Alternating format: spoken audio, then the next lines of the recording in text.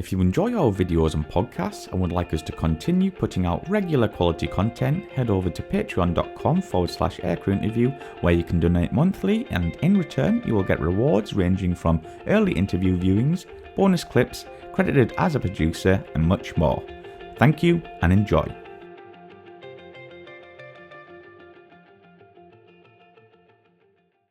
Well, you've seen there's a few questions coming in there, Joel, on the side. Yeah. And remember, you can scroll up and down. The first one that sticks out to me is, do you know Huggy? From Jeff. It's funny because anytime that I talk to someone and they find out that I fly the U-2, there's usually two questions that I first get asked. The first one is, they still fly those things? And then the second one is, do you know Huggy? So the answer to that is yes, I do know Huggy, John Huggins. He's actually a very good friend of mine.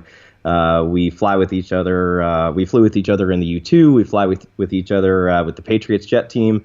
And we see each other fairly frequently. So yeah, he's a real good guy. And he's legendary among the U-2 community. There's probably not one name that is more synonymous with the U-2 than Huggy. So I'm glad we got that one out of the way. Yeah, awesome. Yeah, I think the first question that came in there, Joel, was from Doug. So if you want to start up there, and I'm going to let you loose and enjoy. So enjoy, folks. So, hey, Doug, how's it going? Yeah, so the first question that I see there, how does the glide ratio of the U-2 compare to that of a typical glider? So I'll just tell you this. From our operational altitudes, we have a glide range of somewhere around 250 miles or so. So I would have to do the public math, of course, difficult for pilots. So I'm not going to do that in my head real quick, but about 250 to 300 nautical miles, depending on winds and everything, of course, from our operational altitude. So when it comes to, engine failures and everything, you have a lot of time to make decisions. If you had an engine failure at altitude, you'd probably have a good hour of thinking time before you really had to really start dealing with your situation in terms of putting the airplane down on the ground. So yeah, it's interesting. It definitely just kind of floats along, and it doesn't go very fast, so you would be able to glide it for quite some time.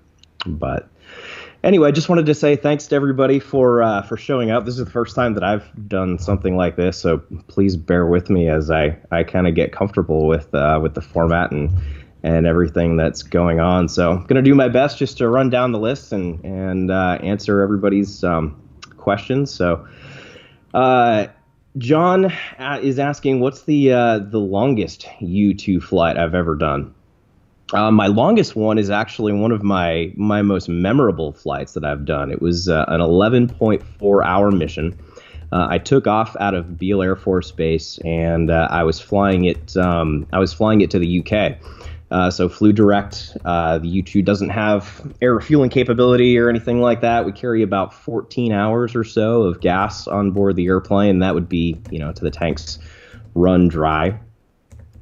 So, yeah, about an 11.4-hour flight direct to the UK from Beale. And it was one where I really remember it very distinctly, because when I was over the Northern Atlantic at, 70-something thousand feet, the Northern Lights were something that I was able to witness from that altitude. And that was one of the most incredible things that I have ever seen, to be able to see the glow of the Northern Lights from that altitude.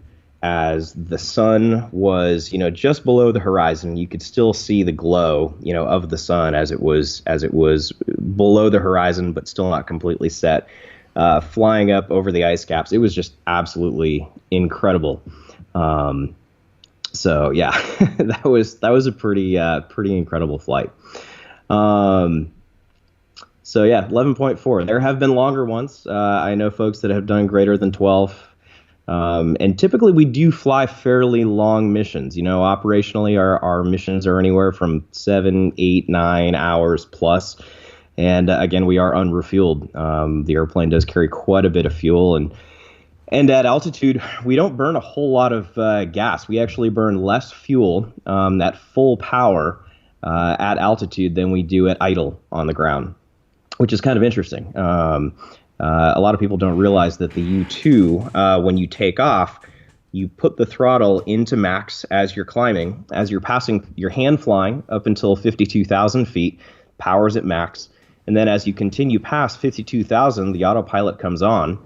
And at that point, you never take the throttle out of max unless you want to maintain altitude. But in the U-2, you always want to maintain a constant Mach climb. So you are in a Mach hold climb the entire time that you're flying the airplane. So you are ascending for the entire mission. So the highest point in your mission is actually right before you start your initial descent on the way home. And that there's a lot of reasons for that, but the fuel curve is one of them. As the airplane gets higher and higher, it burns less and less fuel. And like we said, it burns less gas at altitude than it does at idle on the ground. So it's an interesting airplane. Let's see. Chris Fool, have you been in Germany? I have been to Germany before, but not with the U-2 program. But I have done some traveling around in Germany. During my time in the military when I was flying the KC-135 and whatnot, it's absolutely beautiful there. I really, really enjoy it. What is the max G rating of the U-2? So with those, the freckle punny is asking about the max G rating of the U-2. So it's actually a very the max G rating of the airplane is very, very low. It's actually just above 2 Gs, depending on the flap setting. So there's not a whole lot of room for maneuverability in the airplane. You're not going to be doing any abrupt maneuvers, especially with those long wings. You really don't want to be pulling too many Gs with the airplane. It's non-aerobatic, of course, so fairly low G loading on that airplane. Let's see. If you flew a U-2 today, would they quarantine your passenger? If we had a passenger in the airplane, it's a single-seat airplane. But we do have a couple 2-seat U-2s that we use for primary training, but fortunately, in the spacesuit, you're kind of self-quarantined, so you don't need to worry about that. No, and Brad Berry, Dingle, yes, I do know Brad Berry as well. He's a good friend of mine. I see him quite a bit, and he's flying for the same airline that I do. So, let's see. Jason Parkinson asked the favorite U-2 tail number to pilot. I'm not really sure. The U-2 is an interesting airplane in the fact that there aren't many of them. Each one of them was kind of hand built, and each one of them does have their own unique quirks and personalities. Some just have a slightly heavier wing than others. Some just fly very slightly different than others. So I wouldn't necessarily say that I have a favorite tail number. But I don't know. I would have to think about that one for a little while. Zigzag Ground Zero asks, life in a pressure suit, what is it like?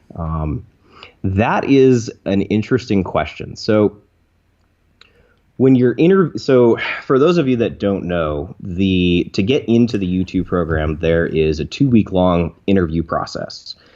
The interview process includes 1 week of personal interviews and interviews with the commanders and being able to hang out with the other members of the U-2 community and students. And really, it's an opportunity for them to get to know you to get to know them.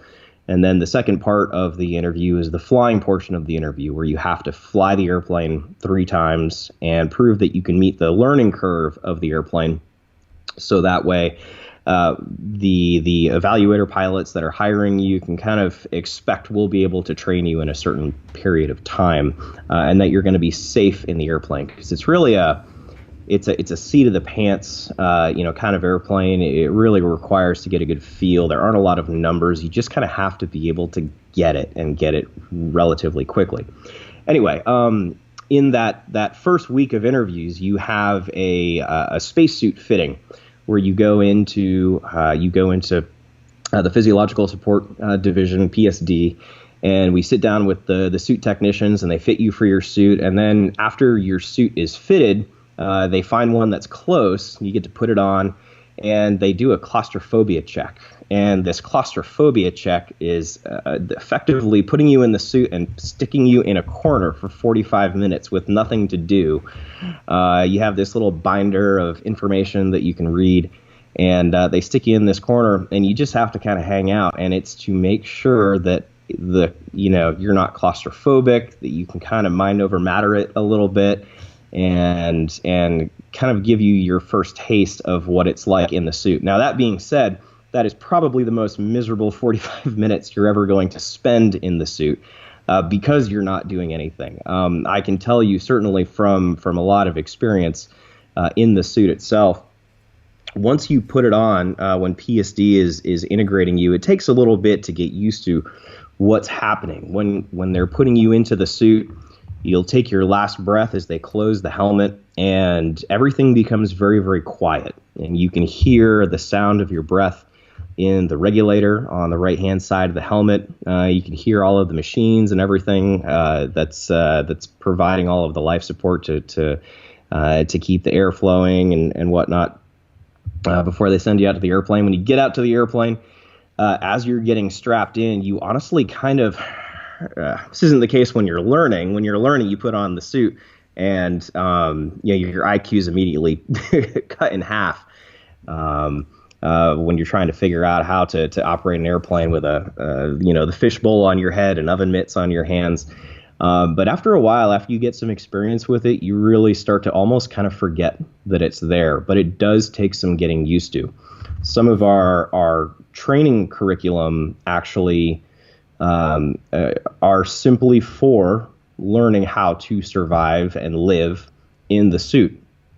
From the survival aspects of it, to just basic daily life inside of the spacesuit, from learning how to eat to learning how to use the restroom. I think we touched upon that a little bit in one of the other videos, but it's interesting. It's not something that most people have a lot of experience with. So it's something that is definitely new for just about everybody when you get to that part of the training program. So maybe we can talk a little bit more about that later. Anyway, space streams. Have you ever had a failure in the U-2 while I'm flying? I was very lucky. Personally, I didn't have a whole lot of really severe, significant emergency procedures that I had to go through when I was flying the airplane, and they're actually fairly uncommon. Some friends of mine have had hydraulic failures. We had some pressurization seal issues for a little while there that they were able to mitigate, and I had one situation where I was being notified in the cockpit that one of our avionics bays was starting to depressurize a little bit, and when that happens, when we lose pressurization in the airplane, not in the cockpit itself, but in one of our avionics bays, because the air is so thin up at altitude, the avionics actually start to heat up. So it's very important that we maintain pressurization throughout the entire airplane. So as I was starting to very slightly lose pressure in one of those avionics bays. It was time to come home because we didn't want to destroy any of the avionics. And I did have one situation where I had a malfunction of the system that provides cooling air to the spacesuit. So when I was about to take off, this was actually on one of my check rides in the airplane. We were about to take off on the runway, and all of a sudden I started to have really hot bleed air being pumped into the suit. And I'll tell you what, I have never been so uncomfortable in my life, to the point where we canceled the takeoff, taxied back. I was in one of the two-seat airplanes at the time, and the instructor pilot, who happened to be one of my best friends, actually had to take over because I was about to pass out because I was so hot from the hot bleed air being pumped into the suit. So we quickly got back to park and got out of the airplane, and I just pulled the whole suit off as quickly as I could. on the tarmac right there. So fortunately, nothing in the air though. So let's see. Did you ever have to evade a SAM or a MiG? I could tell you, but then I'd have to kill you. I've always wanted to say that. Let's see here. Oh, sorry. As I'm scrolling through here, it's jumping around a little bit, and I want to make sure that I go in order here, not to really miss anybody. Favorite piece of memorabilia in the Heritage Room. We have, so for those of you that may not know, and you can see the Heritage Room on some of the YouTube videos that are out there, some of the James May stuff, and some of the other folks that have done video documentaries on the U-2. We have the Squadron Bar, which is otherwise known as the Heritage Room. And we have all kinds of great memorabilia in that airplane, from the beginning of the U-2 program all the way to present day. And one of the cool things about that room is that all of the new classes that come through, they have to do something to contribute to the Heritage Room, and it's really fun as a class to be able to come up with something to contribute. So some of my favorite pieces in there, we actually have a tail hook. And there may be this may be unknown to a lot of folks, but we actually for a couple of years flew the U-2 off of aircraft carriers. Believe it or not, there's some video out there of us trying to do this. They thought it would be a great idea to try and forward deploy the airplane on a carrier. So they put a tail hook on one, and they did successfully land the airplane on a carrier a couple times. So we actually have one of the tail hooks from that program hanging in the Heritage Room. And we have an ejection seat in there that came out of one of the airplanes, I'm sure, way back in the day, which is kind of cool. But the probably my favorite piece in the Heritage Room is the U-2 doll. So everybody needs to go on eBay and look up the U-2 pilot doll. And it's like a, no kidding, like Ken and Barbie, doll, all dressed up in the suit with their suit, the liquid oxygen suit cooler, and his very own little bottle of tube food and stuff. They're pretty hilarious. So I think you can go out on eBay and buy one. So I don't personally have one, but we have one in the Heritage Room. Excuse me. Let's see. Lincoln Grasby. What was your favorite flavor of tube food? So the tube food thing was kind of cool. So tube food is what we ate in the spacesuit when we were on a mission. Tube food, for those of you that don't know, is it looks like a tube of toothpaste.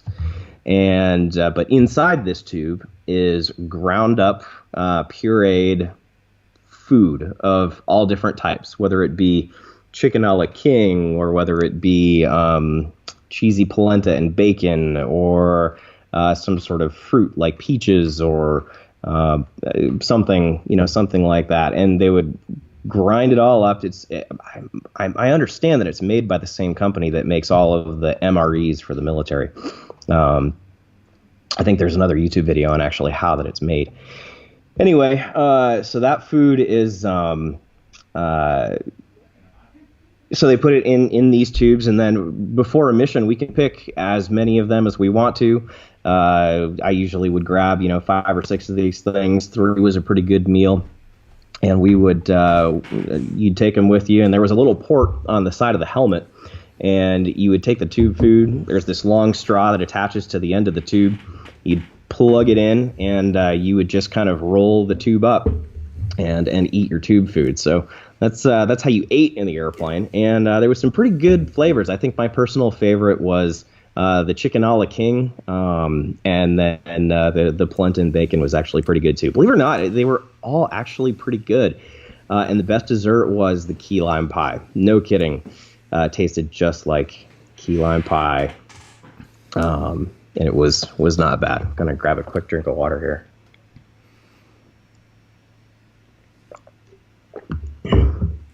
Let's see. John Ellis asks, have any U-2 pilots flown the same airframe as their father or grandfather? I'm sure they probably have. Excuse me. I'm not 100% sure if there have been any father-son or grandfather-son U-2 pilots. I know for a little while I was in the program, we had the first husband and wife U-2 pilots. That was pretty cool. She ended up going on to fly for a major airline here in the U.S., and her husband is still in the program. So that was kind of cool. Let's see. Knowing the outcome of the Gary Powers incident, so MKMD exploration. Knowing the outcome of the Gary Powers incident, how did it make you feel knowing that this would be your role, and what training did you have for this scenario or for being captured? So the Gary Powers incident was, of course, interesting. I read his biography. There was the movie A Bridge of Spies that came out a little while ago that Steven Spielberg filmed, and they were actually at Beale for quite some time filming. I've got quite a few friends that are in the movie. They used a bunch of U-2 pilots and a bunch of U-2 maintainers as extras in the movie to, drive Gary Powers out to the airplane. The airplanes that they were using in the movie were actual U-2s. They did a little bit of CGI to take out some of the detail on the airplanes, but they were actually out there. And how did it make me feel knowing that this would be my role? I knew what I was getting into when I signed up, for the program. I knew I was flying a very unique airplane, an airplane that is very high visibility to countries in which we may be observing, and it's just flying the airplane was just something that I had always really wanted to do. It was a community that I had always really wanted to be a part of, and I felt the mission was incredibly important. And that really kind of outweighs, any of the negative side of it. I mean, as a military pilot, you kind of already have accepted that there's a level of risk or know there's a level of risk that you've accepted. So I think it's just being able to take that, compartmentalize it, and then move on with doing your job. And then the type of training that you have for this scenario of being captured. So every Air Force pilot, every Air Force aircrew member does have to go through survival training. And that survival training is done when you are just after you finished up pilot training and before you go off to fly whatever operational airplane that you're going to fly. It's fantastic training. I absolutely loved / hated going through survival because it's difficult.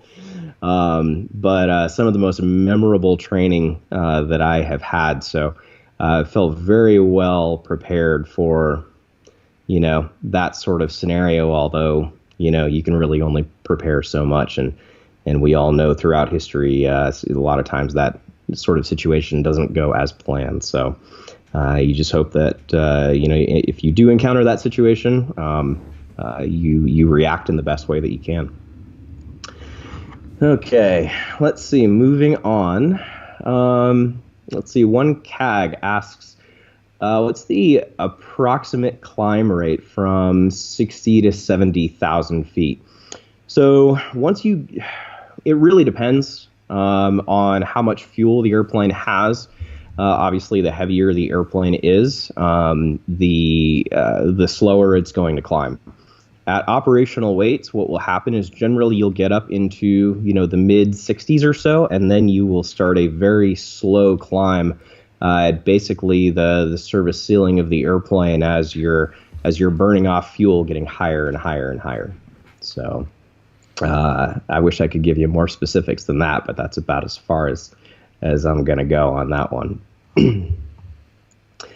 Jason Parkinson asks, after your first U-2 solo, did you get the cork onto the top of the hangar? Yes, I did. And I got it onto the top of the hangar after my Finney flight. So, and I have both of those champagne bottles. So the tradition is after you solo, You get out of the cockpit, everybody, the squadron comes out, and everybody kind of, gives you the punch on the shoulder when they put the solo patch on your shoulder and says congratulations, and you take a bottle of champagne and you shake it up and blow the cork and see if you can get it on top of the hangar that you parked in front of. So you make a drug deal with the crew chief before the flight, to make sure that they pull you up as close to the hangar as possible, and when they give you the X to stop, you might wait, another 3 or 4 feet to actually stop the airplane to make sure you're as close as possible, because you have to keep at least one leg on the stairs as you, that we call the howdah, on the stairs of the airplane as you pop the cork, and you try and get it on top of the hangar. Yeah, most people do. Some don't. Depends on the wind. But yes, I got it both times. Let's see. Assuming it was the Freckle Pony again, assuming it was still in service, would you have swapped the U-2 for the SR-71? The SR-71 was a pretty cool airplane. I would have loved to fly that. I don't know if I would have swapped, but that would have been a cool airplane to fly. Jason Parkinson, U-2 maintainer. Awesome. Great. Welcome. Let's see. Doug asks, when flying at altitude in turbulent air, did anyone ever lose control of a U-2? I can't speak specifically, to any incidents that have happened. However, I can tell you about my own personal experiences in dealing with turbulence in the airplane, especially high altitude turbulence. Probably one of the most I don't want to say scary encounters, but startling encounters I've ever had was over northeastern Afghanistan in the U-2 and encountering high altitude turbulence. You have such a small margin of air between, or such a small margin between stall and overspeed that when you start to really encounter that high altitude mountain wave and high altitude turbulence, you're kind of right in that, stall overspeed, situation. And there have been a couple times where it's bounced back and forth pretty drastically for me, getting into, initial buffet on the airplane and then going up into an overspeed situation and there's absolutely nothing that you can do about it. It's just one of those things. So, yeah, it's not fun. I'll tell you what, high altitude turbulence on that airplane is not a pleasant time. So let's see. Let's take a look here. Kathleen Hartmeister. My son is number 832, now retired. I don't think I recognize your son's last name, but 832 is not too much before me. I was number 937. So let's see.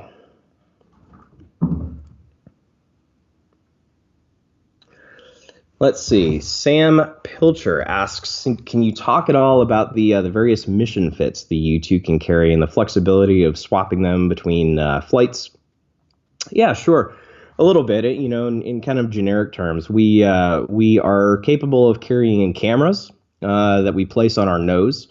Those cameras can be of several different types. We have a synthetic aperture a camera housing. We have a camera housing that uses a radar as well, and we have some other cameras that actually use wet film still. 10,000 feet of wet film that we place in the airplane, and it takes, no kidding, actual pictures. So we can swap out those noses on the airplane. They're interchangeable.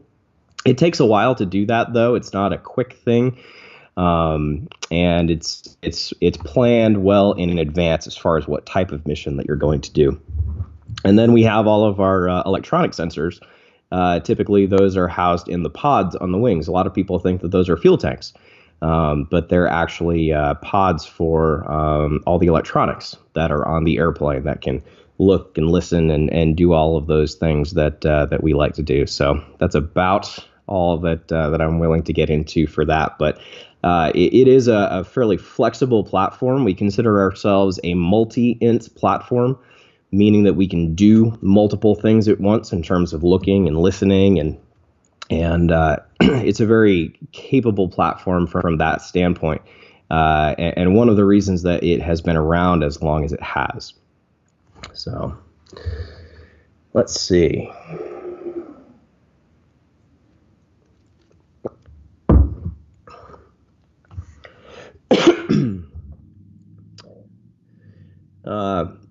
Martin Strumpfer asks, how gently did you have to fly the airplane considering every possible measure was taken to save weight, meaning she wasn't very strong? It's important to realize that even though every measure was taken to save weight, the airplane is incredibly strong. It needs to be strong to be able to carry the weight that it does. It actually carries quite a bit of weight in sensors and fuel. And landing the airplane, it actually takes a bit of, it's kind of punishing on the airplane. There's a lot of weight that's being pushed or that's being forced upon that single main wheel, and it can definitely take a little bit of a beating. So any airplane, you want to be careful with it. They're not monster trucks. They're not designed to be really. It's not like you're driving a tank around, right? But believe it or not, it actually is a very strong airplane, and they were able to do that through the design and engineering of it, even though it is very, very light. So let's see here.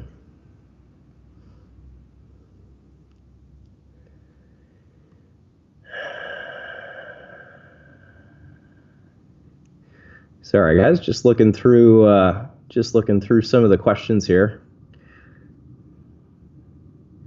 Okay. There we go. I found my place again. Flight Express asks, "What's my favorite part of flying the U-2?" Well, in addition to the fact that you're working with an incredible team of people when you're flying the airplane, there's a couple parts that I really like about flying the airplane, and it's not all about the flying. The community of people surrounding that airplane are incredible. The pilots are all people that truly want to be there. We're very lucky in the fact that we are one of the few units that can selectively hire people. So you get a lot of people that become a part of that unit that really, really and truly enjoy flying and want to be very, very good at it. So it's amazing surrounding yourself with those kinds of people. And it is unique. Every Air Force flying unit that I've been a part of has been great, but there's really something special about the U-2 community. A lot of us have our own airplanes as well that we fly outside of work. I have two, and a lot of my friends also have airplanes that we fly outside of work. Flying the airplane in particular, it's a pilot's airplane. It's a stick and rudder airplane. I really enjoy that aspect of it. Down low, it flies like a dump truck. It's really heavy in the roll. It's a little bit lighter in pitch, and it's very, very responsive and way overpowered when you're down low. So you have a tremendous amount of thrust that you need to manage. And it can be, fairly challenging to fly that airplane down low. Up high, the airplane is beautiful to fly. Most of the time it's on autopilot, but that's where everything just kind of comes together, and it kind of handles like a sports car up there. It rolls well, it pitches well. It can turn on a dime. It's pretty incredible how it functions up at altitude. And the view, you really can't beat the view. It is truly something spectacular to be able to be sitting up there at altitude and seeing the curvature of the earth and the blackness of space, knowing that the next highest people to you are in the International Space Station. You're sitting there in a spacesuit, and, I can remember on my very last flight in the airplane, just sitting there looking over San Francisco Bay and hanging out, looking around, saying like, what a privilege and an honor it has been to be a part of that program and to be in a position where I'm able to witness the planet from that way. It was pretty cool. So, tube food in the UCD. Yep, all parts of life as a U-2 pilot. Let's see. Space Dreams asks, Is it true that the U-2 can get stuck when turning on the taxiway? Interesting question. Yes, it can, but it's not going to really get stuck. What's going to happen is if you don't judge it correctly, you can the turn radius of the airplane on the ground is very, very shallow. You only have about 6 degrees or so of left and right on the tail wheel.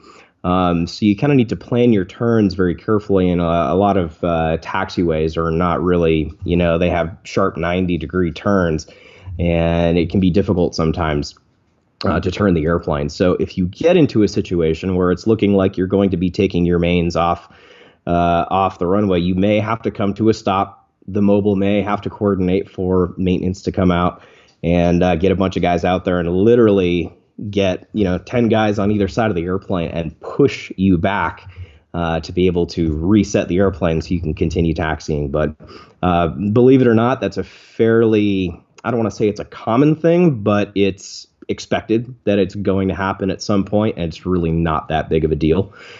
So you just get some maintainers out there, push the airplane back a bit, and then you continue along your way. But it is kind of funny. And sometimes you'll drag your pogos, the wheels on the tips of the wings. You'll drag those into the dirt a little bit if you're not completely on center line, depending on how wide the taxiway is and everything. It's just one of those things that makes the U-2 a little bit more of a unique airplane. So let's see. When do you think the U-2 will be retired? That's another good question. The U-2 has been slated to be retired multiple times over the course of history, including a little bit more recently. I think 2019 was the last time that it was supposed to be retired, and each time that timeline comes up, it is extended or the retirement is just eliminated altogether and postponed indefinitely because of the quality of the intelligence that it provides. And there really is still nothing out there that can provide the same level of intelligence and the same level of flexibility at the same time. Satellites are kind of tapped out as far as the capabilities that they provide, and I mean they're kind of max performing the schedule of the satellites, and unless they're in geosynchronous orbit, you get a 90-minute cycle before you can get another picture or whatever it is that you're looking for. With the U-2, if there's something that needs to be dynamically retasked, if we need to, if we decide that we want to hold over a particular area and we want to continue to observe something going on, it's very easy to just through our mission controller, radio up to us, come up with a plan, figure out where we want to be, and be able to hold the aircraft in a particular location. Even the unmanned stuff at this point really is not up to par with the capabilities that we have and with the altitudes that we're able to perform it at. So I'm sure there will be a day where the U-2 is retired, but still not looking like that's going to be anytime soon. So let's see. Jin Zhang asks, what does the sky look like that high? Stars and colors. So the sky really you start to notice a pretty drastic change in the high 60s, high 60,000 foot range or so, or in the 70 plus range is where you start to really notice the change in the night in the sky, even during the day. That's where you really it starts to change into a darker black in a very, very, very deep blue. You start to see that thin line in the evening as well. Excuse me. As in the evening as well, the Terminator line starts to rise very, very quickly. That's kind of the shadow, the definition between daylight and nighttime as the shadow rises over the Earth. That's very, very distinct from those altitudes. And I can remember once coming home, flying over the Persian Gulf, as I'm watching the Terminator line rise in front of me, I'm looking down, I'm looking into the darkness, I'm looking into nighttime.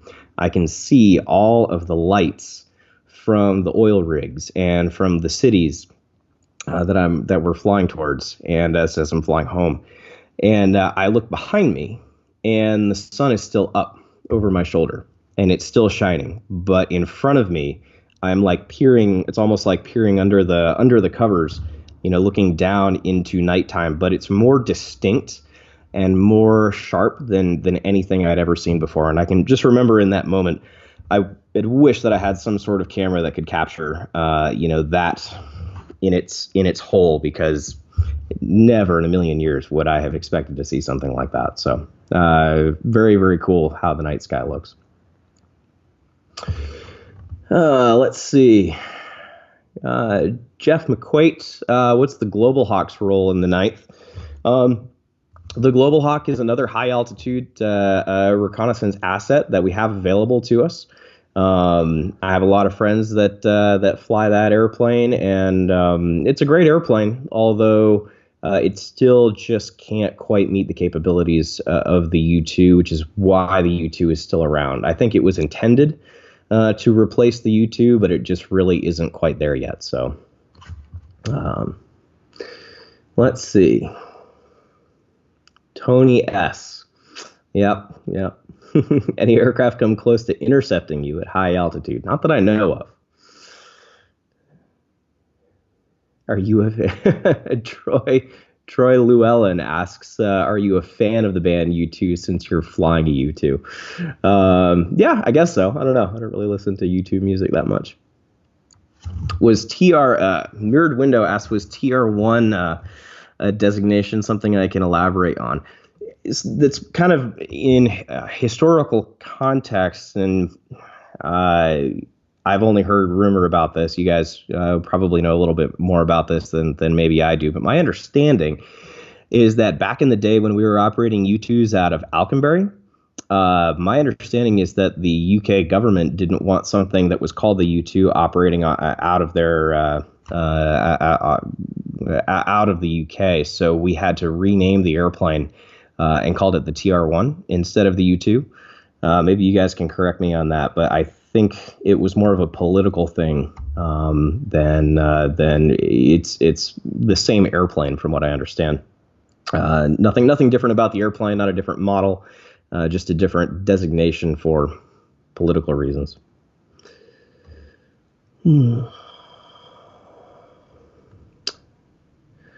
So the don't quite know how to say that. The Rocinante? I heard that at high altitude, the U-2 stall speed is actually very close to the max speed limit. How true is that? We actually have a very, very narrow margin at altitude between stall and the maximum speed of the airplane. So that is very true. We call that the coffin corner.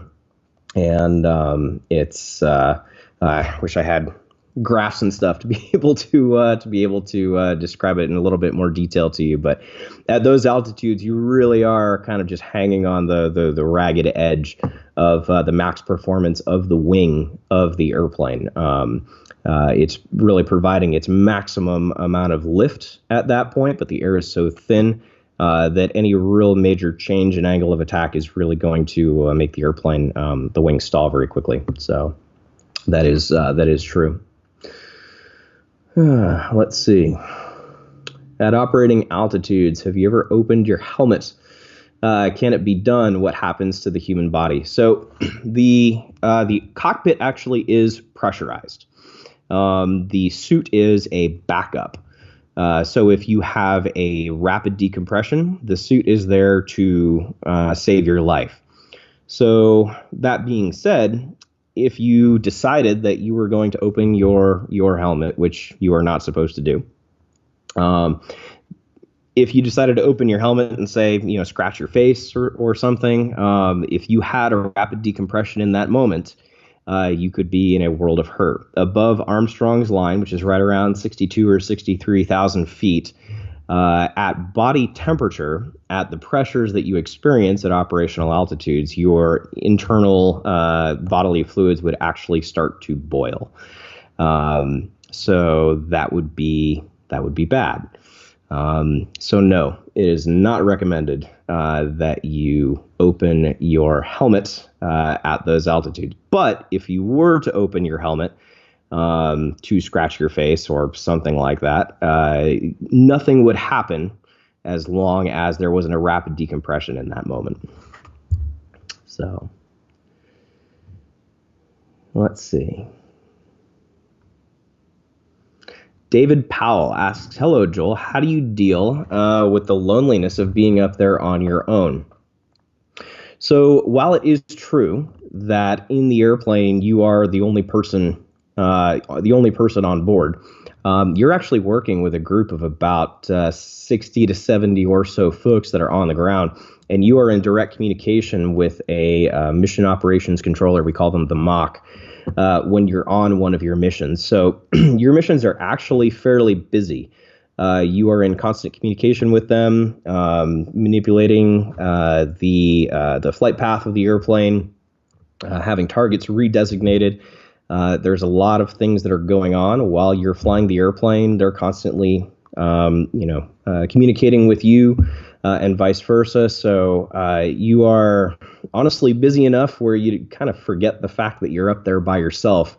Although in some moments there where it is, just kind of quiet, it's actually kind of nice to just sit there and enjoy the view and just kind of stare off into space for a little while. So I kind of liked it. Made going back to a crew airplane kind of interesting too.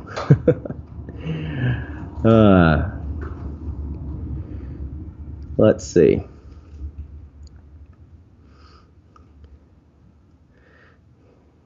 Like Doug Masters and his Iron Eagle in the F-16, can you listen to music up there? You can listen to music up there.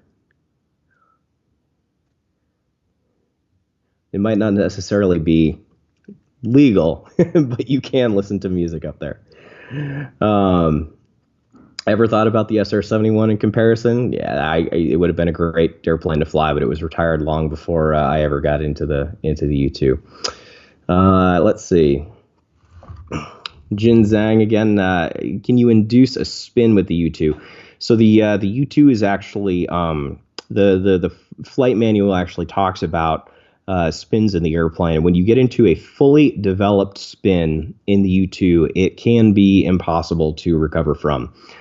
Because of the fact that the wings are so long, all of the fuel would kind of rush out to the outboard edges of the fuel tanks, and the rudder's just not large enough to when you would put anti-spin controls into the airplane. There's two things that it's lacking. It's lacking enough rudder authority to really help stop the spin, and it's also, my understanding is that there's a low pressure that forms the top of the airplane kind of behind the wing, and what that does is it really kind of prevents the elevator from being as effective as it needs to break the stall and recover the airplane. So again, you guys might be able to correct me on that if you know more about aerodynamics, but those are kind of the two things that I understand, and it just becomes very dangerous in a spin situation. So yes, in a fully developed spin, ejecting is one of your only ways out. So let's see.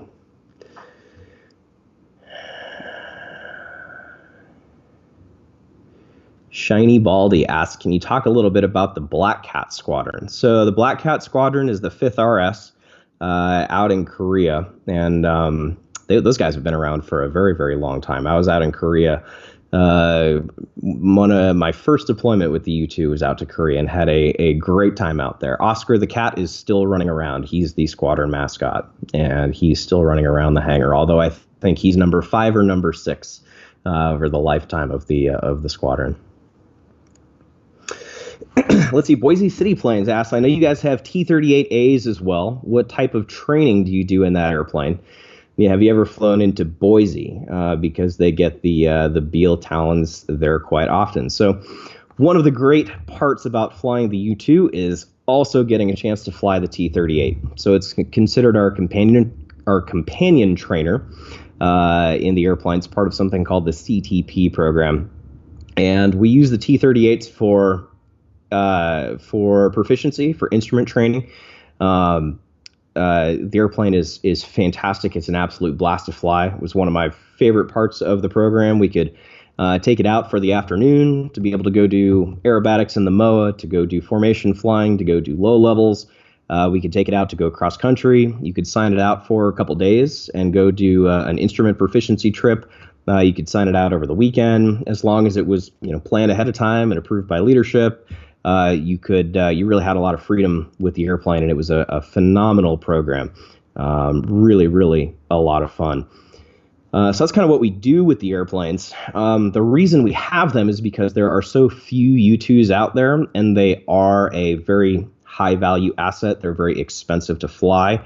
They require a lot of maintenance. It's a lot less expensive for us to be able to maintain our instrument proficiency and flying proficiency in the T-38. And it is one of the few programs in the Air Force where you do maintain a dual qualification in two different types of airplanes. So that kind of makes it very unique. And yes, I have flown into Boise. So let's see here. How hard? One CAG asks, how hard would it be to achieve a smooth landing or touchdown without the radio assistance from the chase car? So the mobile, which is what we call the chase car, they're another qualified U-2 pilot. Typically, they would be driving out onto the runway, chasing you as you're landing, doing 100 miles an hour behind you, trying to stay 20 or 30 feet behind the airplane, helping make accurate radio calls so that you can put the airplane down in the manner in which you should be, which is in slightly tail first, completely stalling the airplane, allowing the mains to come crashing down on the ground, maintaining center line, no crab, no drift. And there are occasions where if you do have to perform an emergency landing, you may not have, or probably would not have, a mobile available. So you would have to do a no-voice landing, and we do practice those quite a bit on our low missions, on our pattern-only missions that we're flying back at Beale. We will typically practice no voices quite a bit. In the event that we do have to put one down, off field. And it's actually not that difficult. After you do enough landings, you kind of get the sight picture for what it should look like. And while they're maybe a little bit more messy, if you will, than when the mobile's talking you down, most folks don't have too much trouble with their no voices. So Joel, can you hear me right now? I can hear you right now. Perfect. If you pick 2 more questions, and then we're going to wrap up this brilliant Q&A. But if you stay on the line with me on Skype after you've answered, that'll be great. So just answer away the next 2 that you think are worthy. Sure, no problem. Let's see. This is a good one. How does it feel landing the U-2 in crosswinds? So I like that question because it's kind of unique how you land a U-2 in a crosswind. For most airplanes, there's a couple different there's a crosswind limit for a lot of airplanes. There's a maximum demonstrated limit for a lot of airplanes, meaning that's the maximum limit that they have flight tested. And the U-2 kind of has it doesn't really have a crosswind limit.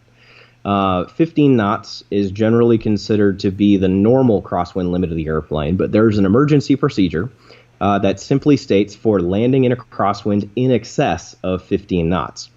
And what you do in that situation is you actually have to land at a reduced flap setting.